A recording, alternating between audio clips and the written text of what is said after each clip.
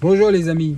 Alors je fais suite à la vidéo d'hier concernant la problématique pour trouver un conjoint, une conjointe et fonder une famille aujourd'hui, notamment en France.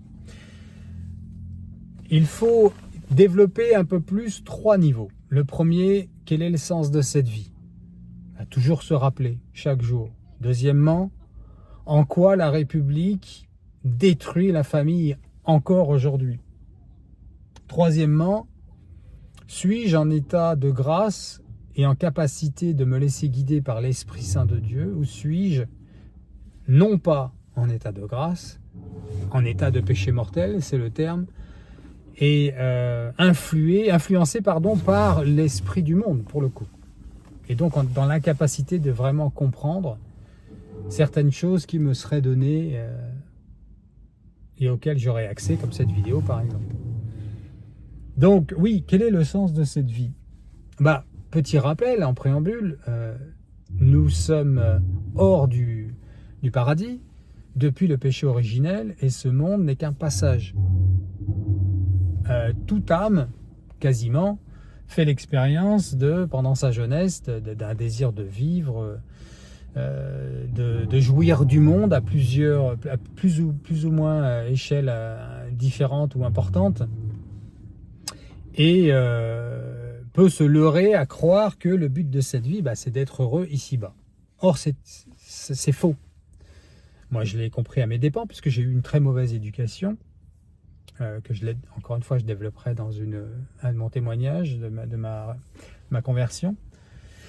Donc, c'est pas le sujet de la vidéo, mais à mes dépens, parce que oui, j'ai vécu à fond. Je voulais réussir, être heureux, jouir, être célèbre, riche, tout quoi. J'étais un enfant de la télé en plus, donc voilà, je ne vous fais pas un dessin, je pense que dans les grandes lignes vous comprenez ce que je veux dire. Mais sans être aussi barré que ça, sans être aussi cas social que je l'ai été, on peut néanmoins avoir eu une éducation somme toute équilibrée avec des parents qui s'aimaient et être très loin de Dieu.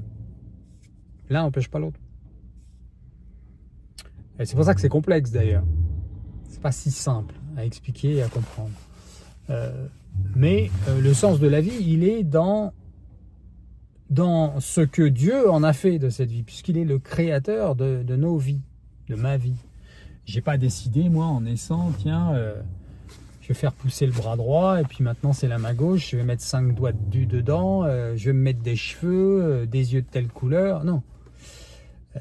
La création, nous en sommes les sujets, nous en sommes spectateurs aussi.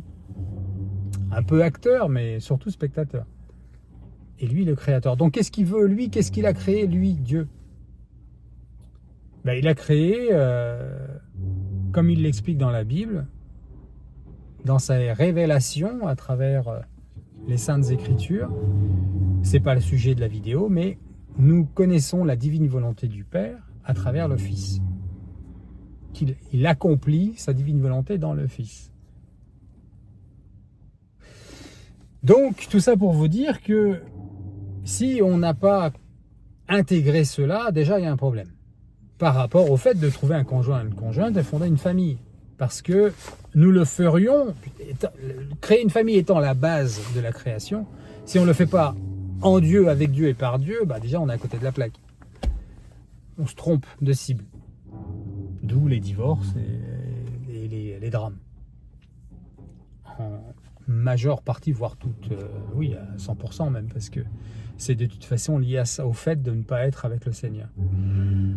D'une manière ou d'une autre. Voilà, donc ça c'est la première chose. Bien comprendre qui nous sommes et ce que nous faisons sur cette terre. Nous cheminons. Donc, si tu cherches un époux, si tu cherches une épouse, tu dois le faire en connaissance de cause, que tu n'es que de passage et que tu cherches quelque chose qui corrobore avec le plan de Dieu pour ton bonheur et le bonheur de la personne avec qui tu vas le faire, les enfants qu'ils vont vous donner, qui ne seront pas à toi, dont tu auras la responsabilité. Comprendre aussi qu'il faut hiérarchiser des personnes, oui, pour le coup, la personne la plus importante dans ta vie, ça reste Dieu. Parce que lui, il est éternel, et c'est avec lui que tu vas avoir une relation infinie, éternelle. La deuxième personne, la plus importante dans ta vie, c'est ton époux, ton épouse, que tu choisis avec Dieu, pardon. Que tu choisis avec Dieu. On ne te force pas à te marier avec telle personne. J'aime bien la phrase qu'a utilisée le père Guy Pagès dans mon interview avec lui, dans une des vidéos que vous trouverez sur ma chaîne, où il dit elle n'a pas épousé un con. Elle est censée ne pas avoir épousé un con. Il est censé ne pas avoir épousé une abrutie. Tu choisis ton époux, ton épouse, avec le Seigneur dans la prière. Donc tout ça pour dire que, oui, là, voilà, la deuxième personne, c'est ton époux, ton épouse. La troisième personne la plus importante dans ta vie, c'est tes enfants, que tu ne choisis pas. Tes enfants ne sont pas au-dessus de ton époux. Le mari aime sa femme, il met en priorité Dieu, ensuite son épouse et ensuite ses enfants. Et pareil pour la mère. Elle met d'abord dans sa vie en priorité Dieu, et parce qu'elle a mis Dieu, elle obéit à son mari, et parce que lui obéit à Dieu, il aime sa femme, comme le demande saint Paul dans ses épîtres, qui est l'envoyé du Seigneur, saint Paul. N'oublions jamais ça. Il ne faut pas le mettre de côté en disant « Ouais, monsieur, c'est saint Paul, moi je préfère saint Pierre. » Ça, c'est faux. Toute la Bible, elle est parfaite dans la révélation du Seigneur. L'évangile, je parle. La Bible entière. Sans m'égarer, je reviens. Troisième personne, ce sont les enfants que tu ne choisis pas. Ni combien, ni qui. Garçon, fille, quel tempérament, etc., etc. C'est un cadeau de Dieu et dont tu es responsable. Donc vous êtes responsable. Ensuite, la famille et les amis, et ensuite le reste. Un homme ne doit pas mettre son boulot en priorité devant ses enfants, sa femme. Il peut avoir l'air de le faire. Alors, je vais rentrer dans des trucs, je vais essayer de ne pas m'égarer les amis.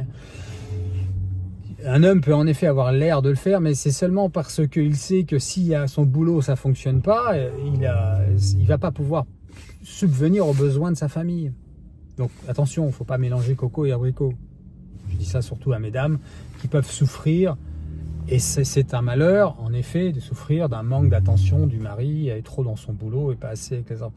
Bon, discuter, la communication, il faut communiquer, c'est ce qui dissolve tous les problèmes.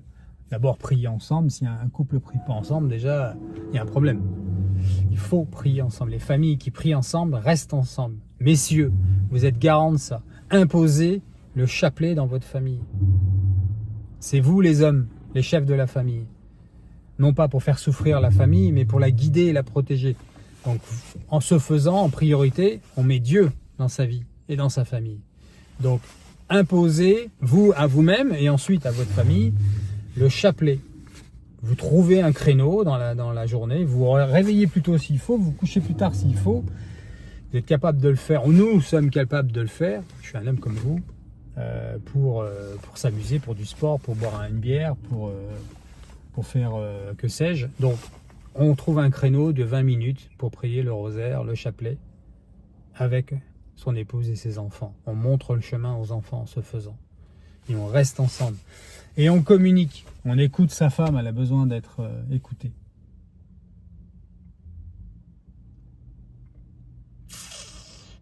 Donc ça, c'est le sens de cette vie, je disais. Deuxièmement, qui est un peu mélangé avec ça, est-ce que je suis en état de grâce?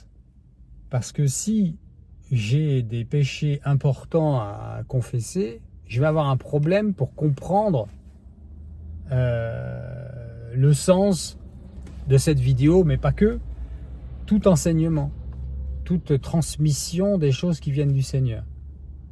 Je vais avoir un esprit rebelle à l'intérieur qui va m'empêcher de voir clair, qui va faire que j'ai ce voile devant les yeux, comme le dit la Sainte Écriture. Donc c'est important d'être en état de grâce et de vivre de l'Esprit Saint. Il y a vraiment deux esprits. En tout cas, moi, je peux en témoigner. Je ne suis pas le seul, hein, on est des millions à le connaître, avoir fait cette expérience, mais je vous parle, moi, en tant que Cyril, de cette chaîne YouTube. Je suis une de ces personnes qui a vraiment vécu dans le monde, vécu avec l'esprit du monde, avec toutes ces envies, ces désirs, ces fausses idoles, comme on dit, et maintenant qui meurt à ce monde pour vivre en Christ. Toujours un peu mieux chaque jour, donc toujours plus ou moins bien, puisque je reste pécheur et que le chemin est long. Plus j'avance et plus je vois mon péché. Mais c'est très bien ainsi, c'est censé être comme ça. Puisque c'est sa lumière qui me donne de voir la vérité. Mais c'est important de vivre de l'esprit pour comprendre cette réalité de comment chercher son conjoint et fonder une famille. Troisième chose, la République. Alors, je vais essayer d'être succinct avec ça, assez concis mais clair en même temps. Il faut faire un peu d'histoire. Avant que la République ne soit le chef de nos vies, attention à ce mot-là, il n'est pas utilisé par hasard, il est le chef, il gouverne nos vies. Avant la République, nous avions une monarchie catholique, plus ou moins saine. C'est pas le sujet, mais il y avait l'Église, plus ou moins saine. Mais l'Église, dans la Sainte Tradition, si on cherchait bien, on les trouvait les bons prêtres. Et le roi ne pouvait pas déroger aux lois, aux saintes lois de Dieu, les 10 commandements à la volonté de la Sainte Église, de manière si outrancière que ça. Je ne dis pas qu'il n'était pas pécheur comme tout le monde, qu'il n'a pas abusé de ceci ou de cela. Ce que je veux dire, c'est qu'il y avait des mœurs, il y avait des traditions. Elles étaient ancrées dans l'Église. C'est facile de balayer d'un revers de la main toute chose en disant oui, il vivait dans l'opulence, il bouffait toute la sainte journée, il forniquait sans arrêt. T'étais là? Il ne faut pas répéter bêtement ce que dit la télévision ou d'autres personnes. C'était pas si noir et blanc que ça, c'était pas si binaire.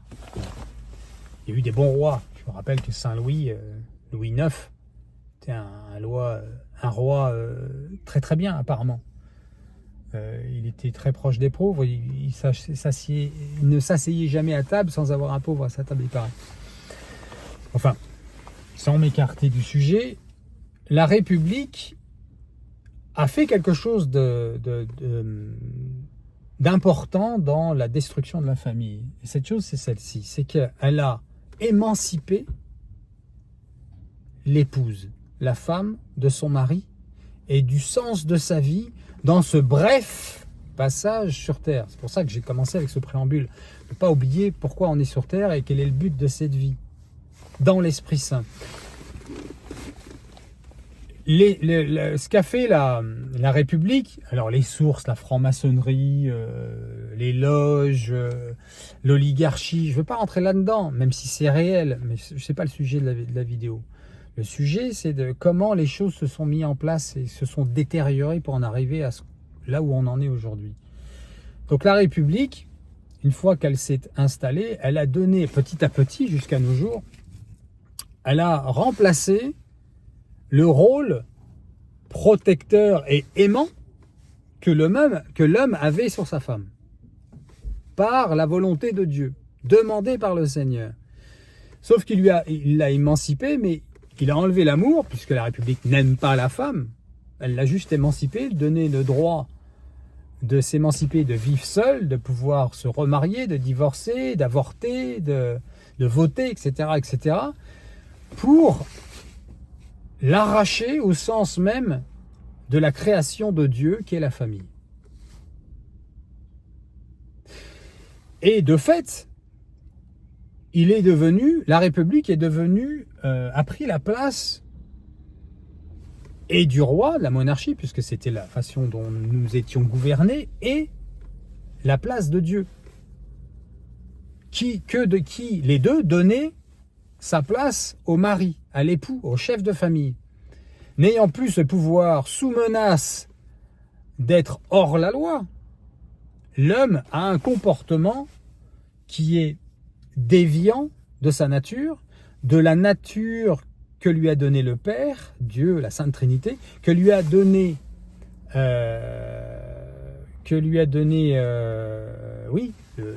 Dieu, je ne vais pas m'égarer. Et donc, l'homme se retrouve entre le marteau et l'enclume parce que il a toujours besoin de la femme, de par ses besoins naturels, mais aussi ses besoins affectifs. Et en même temps, il est assujetti à un autre maître. Sinon, s'il ne se soumet pas à ça, il a les répercussions de la République. Puisque c'est la République qui gouverne, ça n'est plus l'Église. Ça n'est plus Dieu qui gouverne le monde. Et la France, pardon. Et c'est là que le problème devient avec des comportements un peu schizophrènes de la part des hommes, parce qu'ils ne savent plus sur quel pied danser. Ils se marient toujours, ils créent toujours des familles, mais ils ne le font pas à la manière de Dieu. Il n'y a plus d'ordre. Il ne faut pas oublier que Dieu, notre Dieu, c'est un Dieu de l'ordre. On dit bien d'ailleurs rentrer dans les ordres. Il y a une hiérarchie, il y a une obédience saine, dans l'amour. Pas pour soumettre et terroriser, mais pour porter du fruit. Le premier obéissant de l'Église, c'est le Christ. Il a été obéissant jusqu'à la croix. On ne nous en demande pas tant. Mais, vous voyez, tout ça a été détérioré par la République. On se retrouve in fine dans une situation où la femme, on lui a donné un pouvoir qui n'était pas le sien, qui est un faux pouvoir d'ailleurs, qui est une fausse jouissance de pouvoir, je parle, et elle se retrouve à vivre des choses qui, ne lui appartiennent pas et qui ne l'emmènent pas dans une vérité d'épanouissement et de réussite personnelle, parce que cette réussite personnelle ne se retrouve que dans l'accomplissement de la volonté du Père qui, lui, est dans la famille ou la vie religieuse et rien d'autre. Où vous êtes dans la vie, dans le sacrement du mariage, dans la vie matrimoniale et tout ce qui en découle, où vous êtes dans la vie religieuse. Le Seigneur ne nous appelle pas à être indépendants, vivre seul, boire du chardonnay avec des chats autour de nous et devant Netflix. C'est pas ça le Seigneur. Voilà. Je voulais faire cette deuxième vidéo aujourd'hui pour développer un peu plus le sujet. Je continuerai la prochaine fois en développant un peu plus. Je vais m'atteler un peu aux hommes, puisque je pense que les femmes qui ont vu les premières vidéos en ont besoin. Elles ont besoin de se venger un peu. Il n'y a pas de gentils et de méchants là-dedans. On est tous des victimes quelque part du malin et on est tous responsables. Okay ? Si j'étais une femme, j'ose espérer que je voudrais faire que mon mari soit the king, ce sera le roi. Et je m'occuperai de lui. En soumission au père, qui me demande d'obéir à mon mari. D'abord, je discernerai, je ferai en sorte de trouver un bon mari, pas juste quelqu'un qui me fasse de l'effet, ça suffit pas. C'est facile à dire ça, hein. Je suis pas en train de jeter la pierre à la jeunesse qui est perdue, ces pauvres filles qui n'ont plus de père pour les guider. Où est l'époque des hommes de caractère droit dans leurs bottes, respectueux et respectés. Enfin, c'est un autre sujet, ou plutôt c'est un sujet dans le sujet. Voilà les amis, soyons dans la joie. La vérité, c'est la joie des sauvés de Dieu. De grandes épreuves arrivent, nous le savons. Mais Seigneur, donne-nous la force de supporter les épreuves et les croix que nous devons traverser. Puisque si nous allons les traverser, c'est qu'on doit le vivre. Puisque tu es un Père bon. Or, le péché surabonde aujourd'hui.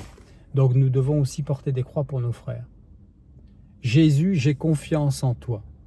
Ô Marie conçue sans péché, priez pour nous qui avons recours à vous. Soyez bénis les amis.